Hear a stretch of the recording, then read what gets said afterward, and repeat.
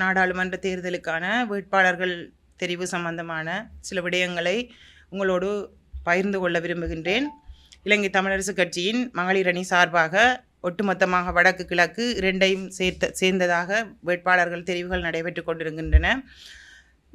இந்த வேளையில் இலங்கை தமிழரசு கட்சியைச் சேர்ந்த யாழ் மாவட்ட தேர்தல் தொகுதியில் போட்டியிடுவதற்காக 5 வேட்பாளர்கள், பெண் வேட்பாளர்கள் தங்களுடைய விண்ணப்பங்களை ஒப்புவித்திருக்கிறார்கள். கட்சி காரியாலயங்களுக்கு அனுப்பி வைத்திருக்கிறார்கள். 2-3 கிழமைகளுக்கு முன்னதாகவே அவர்கள் தங்களுடைய விண்ணப்பங்களை அங்கு அனுப்பிவிட்டார்கள் என்பது என்னால் உறுதி செய்யப்பட்டது. அதற்கு பின்னர் வவுனியாவில் மத்திய செயற்குழு கூட்டம் கூடியது. அந்த மத்திய செயற்குழு கூட்டத்திலே கட்சியின் வேட்பாளர்கள் நியமன குழு ஒன்று தெரிவு செய்யப்பட்டது. அதில் 11 அங்கத்தவர்கள். அந்த 11 அங்கத்தவர்களிலும் குறிப்பாக மத்திய செயற்குழுவில் 4 பெண் உறுப்பினர்கள் அங்கே இருக்கிறோம். இருந்த போதிலும் 10 ஆண்களும் கிழக்கை சேர்ந்த திருமதி ரஞ்சினி என்கின்ற ஒரு பெண் உறுப்பினரும் மட்டும் அதில் உள்வாங்கப்பட்டிருந்தார். அந்த விஷயத்தை நான் இந்த இடத்துல பதிவு செய்து கொள்கிறேன். அத்தோடு அதுக்கு பின்னராக 5ஆம் திகதி இந்த நியமன குழு அங்கே கூடி வேட்பாளர்களுக்கான தெரிவுகளை மேற்கொண்டதன் பின்னர் அந்த விண்ணப்பங்கள் பரிசீலிக்கப்பட்டதன் பின்னராக ஊடகங்களுக்கு நிலைப்பாட்டை தெரிவித்த முன்னை நாள் பாராளுமன்ற உறுப்பினர் M.A. சுமந்திரன் அவர்கள் பெண்கள் யாரும் வேட்பாளர்கள் பட்டியலில் இல்லை என்பதையும், அது ஒரு குறைபாடாக இருக்கிறது என்பதையும், பெண்களை தாங்கள் காடுகள் மேடுகள் பள்ளங்கள் எல்லாம் தேடுகின்றோம் என்பதையும் அங்கே முன்வைத்திருந்தார். அப்படி ஒரு கருத்தை அவர் முன்வைத்திருந்தார். அதாவது பெண்கள் விண்ணப்பித்த விடயத்தை அவர் அங்கே குறிப்பிடவில்லை என்றது ஒரு அப்பட்டமான ஒரு பொய்யை அவர் ஆணித்தனமாக தெரிவித்திருக்கிறார். அந்த இடத்திலே பெண்கள் இல்லை, நாங்கள் பெண்களுக்கு சந்தர்ப்பம் கொடுப்பதற்கு தயாராக இருக்கிறோம், ஆனால் பெண்கள் இல்லை. அதாவது இலங்கை தமிழரசு கட்சியில் யாழ் மாவட்ட தேர்தல் தொகுதியில் போட்டியிடுவதற்கு எந்த பெண்களும் இல்லை, அவர்கள் விண்ணப்பிக்கவில்லை என்பதை அவர் மிகவும் நாசூக்காக தனது பாணியில் திறம்பட உரைத்திருக்கிறார், அங்கே சொல்லியிருக்கிறார். சொல்லியதன் பின்னர் அவர் ஒரு அழகான புன்னகை ஒன்று செய்வார். ஒரு பொய்யை சொன்னதுக்கு பின்னர் அவர் புன்னகைப்பார். அந்த புன்னகைக்கு பலவிதமான அர்த்தங்கள் இருக்கும். அப்படியான ஒரு புன்னகையோடு அவர் திரும்ப சொல்கிறார், காடுகள் மேடுகள் பள்ளங்கள் எல்லாம் தான் பெண்களை தேடுகிறேன் என்று சொல்லி. அவர் முதல் நாள் 5ஆம் தேதி பின்னேற மாலையில் கூறுகிறார் பெண்கள் யாரும் இல்லை என்று. 6ஆம் தேதி மீளவும் கூடப்படுகின்றது அந்த நியமன குழு. அந்த கூடிய நியமன குழுவில் 2 பெண்கள் தெரிவு செய்யப்பட்டு அவரால் அறிவிக்கப்படுகிறார்கள். அவர்கள் எப்போது விண்ணப்பித்தார்கள்? அவர் அதில் குறிப்பிடுகிறார். அந்த பெண்களுக்கு, ஊடக நண்பர்களுக்கு நன்றி கூறுகிறார். அதிவேகமாக அந்த செய்திகளை பரப்பியதால் இந்த பெண்கள் விண்ணப்பித்திருக்கிறார்கள் என்ற விஷயத்தை அவர் அந்த இடத்திலே குறிப்பிடுகிறார். அவர் 2 வயதிலேயே நாங்கள் பேச கற்றுக்கொள்கிறோம், ஆனால் இன்று வரைக்கும் எந்த இடத்தில் எப்படி பேசுவது என்பதை நாங்கள் கற்றுக்கொள்ளவில்லை. அவர் எப்படியான கருத்துக்களை அங்கே பதிவு செய்கிறார்? அவர் திரும்ப திரும்ப திரும்ப திரும்ப தான் சொல்கிற அத்தனை பொய்களையும் எல்லோரும் கேட்டுக்கொண்டு குனிபவர்களும் அடையன், குனிய குற்றவனும் மடையன் என்று நினைத்து கொண்டு பல கருத்துக்களை அவர் இந்த சமூகத்துக்கு சொல்லிக் கொண்டிருக்கிறார். இதை திரும்ப திரும்ப கேட்கறதுக்கு நாங்கள் யாரும் தயாரில்லை. பாராளுமன்ற தேர்தலில் போட்டியிட்ட பல பெண்கள் இருக்கிறார்கள். அவர்களின் விருப்பு வாக்குகளில் கதிரைகளில் இருந்த நீங்கள் போட்டியிட்ட பெண்கள் கூட மீளவும் விண்ணப்பித்திருக்கிறார்கள். அவர்கள் தத்துணிவோடு விண்ணப்பித்திருக்கிறார்கள் அந்த களத்தில் தங்களால் நிற்க முடியும் என்று. ஆனால் அதையெல்லாம் மறைத்து கொண்டு எங்கேயோ இருந்த முகம் தெரியாத உங்களுக்கு மட்டும் உங்களுடைய தேர்தல் காலத்தில் உங்களுக்கு தனிப்பட்ட விதத்தில் வேலை செய்த உங்களுக்கு சமூக வலைத்தளங்களில் உங்களுக்கு தனித்துவமாக ஸ்துதி பாடிய பெண்களை நீங்கள் நிறுத்திவிட்டு ஆளுமை மிக்க பெண்கள் என்று சொல்லி கட்டியம் கூறுகிறீர்கள். இதற்கு முன்னர் நிறுத்திய பெண்களுக்கெல்லாம் நீங்கள் இப்படியான கட்டியங்கள் கூறவில்லை.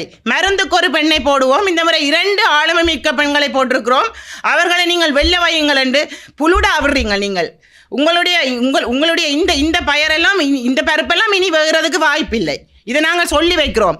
நீங்கள் அடாவடித்தனமான மிகவும் அடாவடித்தனமான முறையில் தான் நீங்கள் ஒவ்வொரு தீர்மானங்களையும் எடுக்கிறீர்கள். நாங்கள் தலைமைக்கு கட்டுப்பட்டு வளர்ந்தவர்கள், ஒரு அகிம்சையான கட்சி கூடாக வந்தவர்கள் என்பதற்காக நாங்கள் உங்களிடம் கேள்விகள் கேட்காமல் இருப்பதனால் நீங்கள் எங்களை எல்லாம் முட்டாள்கள் மடையர்கள் என்று நினைக்கக்கூடாது.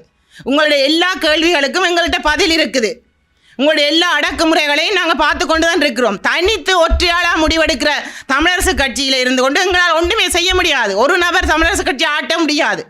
இது பல வருடங்கள் பலருடைய ரத்தமும் பேர்வையும் சிந்தி கட்டப்பட்ட கட்சி, இது உருவாக்கப்பட்ட கட்சி. இந்த கட்சியிலே தனி ஒருவர், குறிப்பிட்ட காலங்களுக்குள் வந்த ஒருவர் எல்லா முடிவையும் எடுத்துக்கொள்கிறார். இதை இந்த சமூகம், இந்த வாக்களிக்கிற மக்கள் எல்லோரும் பார்த்து கொண்டிருக்கிறீர்கள். ஒரு பக்கம் கழுவி ஊத்துகிறீர்கள், ஒரு பக்கம் ஆதரிக்கிறீர்கள். இப்படியான நிலைகளிலிருந்து மாறி, ஆனால் நீங்கள் பாடம் கற்றுக் கொடுத்தவர்கள் இல்லை என்று சொல்ல முடியாது. முதல் நடந்த தேர்தலில் நீங்கள் பாடம் கற்றுக் கொடுத்தவர்கள் தான். இருந்த போதிலும் நேரடியாக திரும்பவும் நீங்கள் உங்களுடைய வாக்குகளை சரியான முறையில் சரியான வேட்பாளர்களுக்கு தான் நீங்கள் வழங்க வேண்டும். நான் கட்சி சார்ந்து கூட இந்த விஷயத்தில் நான் கதைக்கவில்லை. பொருத்தமான வாக்காளருக்கு தான் நீங்கள் வாக்களிக்க வேணும். இந்த 2 பெண் வேட்பாளர்களும் தனித்துவமாக எம்ஏ சுமந்திரன் அவர்களினால் தெரிவு செய்யப்பட்ட பெண் வேட்பாளர்கள் என்றதை நான் இந்த இடத்துல உங்களுக்கு தெரிவித்துக் கொள்கிறேன். யாருடைய விருப்புதலும் ஒப்புதலும் இன்றி அவர் தன்னிச்சையாக எடுத்த முடிவு, அவருடன் கூட பயணிக்க போகின்ற, அவரோடு முன்னர் பயணித்து கொண்டிருந்த, அவருக்கு நன்கு தெரிந்த, அவருக்கு சமூக வலைத்தளங்கள் ஊடாகவும் முன்னைய தேர்தலிலும் பிரச்சாரங்களை மேற்கொண்ட இருவரையுமே அவர் எங்கள் யாருக்கும் தெரியாமல் திருட்டுத்தனமாக நியமித்திருக்கின்றார். விண்ணப்பித்த 4 பெண்களையும் ஏன் பரிசீலிக்கவில்லை? அவர்களுடைய விண்ணப்பங்களில் என்ன குறைபாடுகள் இருக்கிறது? பாராளுமன்ற வேட்பாளர் ஆகுவதற்கான என்ன தகுதிகள் அவர்களில் இல்லை என்பதை அவர் நிரூபித்துவிட்டு அந்த 2 பெண் வேட்பாளர்களை நிறுத்தியிருந்தால் நாங்கள் ஒத்துழைப்பு கட்டாயமாக வழங்கியிருப்போம். இது தன்னிச்சையாக ஒரு ஆணாதிக்க சிந்தனையோடு தன்னோடு பயணிக்கக்கூடிய 2 கொத்தடிமைகளை அவர் அங்கே நிறுத்தியிருக்கிறார் என்பது இந்த இடத்துல நான் ஆணித்தனமாக பதிவிட்டுக் கொள்கிறேன். வணக்கம். நான் திருமதி ரஜினி ஜெயபிரகாஷ், மட்டக்களப்பு மாவட்டம் இலங்கை தமிழரசு கட்சியின் மகளிர் அணி செயலாளர். நாங்கள் இன்றைக்கு ஊடக சந்திப்பை நாங்கள் கடந்த வாரம் 21ஆம் தேதியும் செய்திருந்தோம் யாழ் மாவட்டத்தில். காரணம் என்னவென்றால், தமிழ் தேசிய பரப்பில் பெண்களுக்கு 50% ஆசன ஒதுக்கீடு வழங்க வேண்டும் என்ற ஒரு கோரிக்கையை முன்வைத்திருந்தோம் ஒட்டுமொத்த தமிழ் தேசிய பரப்பில் இருக்க தமிழ் கட்சிகளுக்கு. இருந்த போதும் தற்போது நவம்பர் மாதம் 14ஆம் தேதி நடைபெறவுள்ள பாராளுமன்ற தேர்தலில் தமிழரசு கட்சி சார்பாக பெண்கள் நாங்கள் வடகிழக்கு புலத்தில் விண்ணப்பித்திருந்தும் அந்த விண்ணப்பங்கள் பரிசீலனை செய்யப்பட்டதா இல்லை தாங்கள் எந்த வகையில் நிராகரிக்கப்பட்டோம் என்ற ஒரு முடிவும் எட்டாதப்படாத நிலையில் நேற்றைய ஊடக அறிக்கையை பார்க்கும்போது தமிழரசு கட்சியில் பெண்களுக்கான ஒரு தேவைப்பாடு உள்ளதாகவும் பெண்களை தாங்கள் காடு மேடு எல்லாம் தேடி திரிவதாகவும் இந்த செய்தி ஊடகத்தினூடாக வந்தபடினால் ஊடக பரப்பு அதை தீவிரப்படுத்தின காரணத்தினால் 2 பெண்கள் தங்களுக்கு தொலைபேசி மூலம் எடுத்து கேட்டு அதை உறுதி செய்ததன் பிற்பாடு விண்ணப்பங்கள் பரிசீலிக்கப்பட்டு அவர்கள் ஏற்றுக்கொள்ளப்பட்ட நிலையில் யாழ் மாவட்டத்துக்கான வேட்பாளர் பட்டியல் நிறைவு செய்யப்பட்டுள்ள ஒரு அறிக்கையை நாங்கள் பார்த்தோம். நீங்களும் பார்த்திருப்பீர்கள். அந்த வகையில் மட்டக்களப்பு மாவட்டம் சார்ந்து நான் பார்க்கின்ற போது மட்டக்களப்பு மாவட்டத்தில் நான் இந்த விரைவித்தவால் மூலம் தமிழரசு கட்சியின் பதில் பொதுச் செயலாளருக்கும் மாவட்ட செயலாளருக்கும் அனுப்பியிருந்தேன். அதுக்கான பற்றிச்சீட்டும் இதாக காட்சிப்படுத்தப்படுகிறது. அந்த வகையில் எந்த விண்ணப்பங்கள் ஏற்றுக்கொள்ளப்பட்டிருக்கும் நிச்சயமாக அது இந்த விரைவித்தவால். ஆனால் இதுவரைக்கும் எந்த விதமான தகவலும் எனக்கு வழங்கப்படவில்லை. இருந்த போதும் மத்திய குழுவில் தீர்மானத்துக்கு அவயமாக தேர்தல் தெரிவுக்குழு ஒன்று நியமனம் செய்யப்பட்டிருந்தது. 11 பேர் அங்கத்துவம் வகித்திருந்தார்கள். அந்த வகையில் மட்டக்களப்பு மாவட்டத்தில் முன்னை நாள் பொதுச் செயலாளரும் முன்னை நாள் பாராளுமன்ற உறுப்பினரும் விவசாய அமைச்சருமான கௌரவ துராசிங்கம் ஐயாவுடன் நான் தொடர்பு கொண்டு கேட்டிருந்தேன். எந்த விண்ணப்பங்கள் அனுப்பப்பட்டது, ஏற்றுக்கொள்ளப்பட்டிருக்கும், பரிசீலனை செய்யப்பட்டதா, இதுக்கான முடிவுகளை உரிய நேரத்தில் கூறும் பட்சத்தில் எமது அரசியல் பயணத்தை நான் தீர்மானிக்க முடியும் என்று கேட்டபோது அவர் இன்னும் முடிவுகள் எட்டப்படவில்லை, குறிப்பிட்ட நேரத்தில் உங்களுக்கு எனக்கு சொல்வதாக கூறியிருந்தால் இதுவரைக்கும் அவரால் எந்த ஒரு முடிவும் எனக்கு கூறப்படவில்லை. ஆனால் இன்ற வரைக்கும் மட்டக்களப்பு மாவட்டத்துக்கான வேட்பாளர் பட்டியல் பூர்த்தி செய்யப்படாத நிலையிலேயும் எந்த பெண் வேட்பாளர்கள் உள்வாங்கியிருக்கிறார் என்ற தகவல் இதுவரைக்கும் ஒரு பரம ரகசியமாகத்தான் வைத்திருக்கின்றார்கள். நான் ஒரே ஒரு விடயத்தை கேட்கின்றேன். காலங்காலமாக இலங்கை தமிழரசு கட்சியோடு 10 வருடத்துக்கு மேலாக பயணித்த வருகின்ற எங்களை தவிர புதியவர்களை உள்வாங்குவதற்கான இவர்களுடைய நோக்கம் என்ன என்ற அடிக்கடி ஊடக செய்திகளை சொல்லுகின்றார்கள். ஆளுமை மிக்க பெண்கள் என்றால் அவர்கள் ஆளுமை என்றதின் அர்த்தமாக இதை நோக்குகின்றார்கள் என்றது எங்களுக்கு தெளிவில்லாத ஒரு நிலைப்பாடாக இருக்கிறது.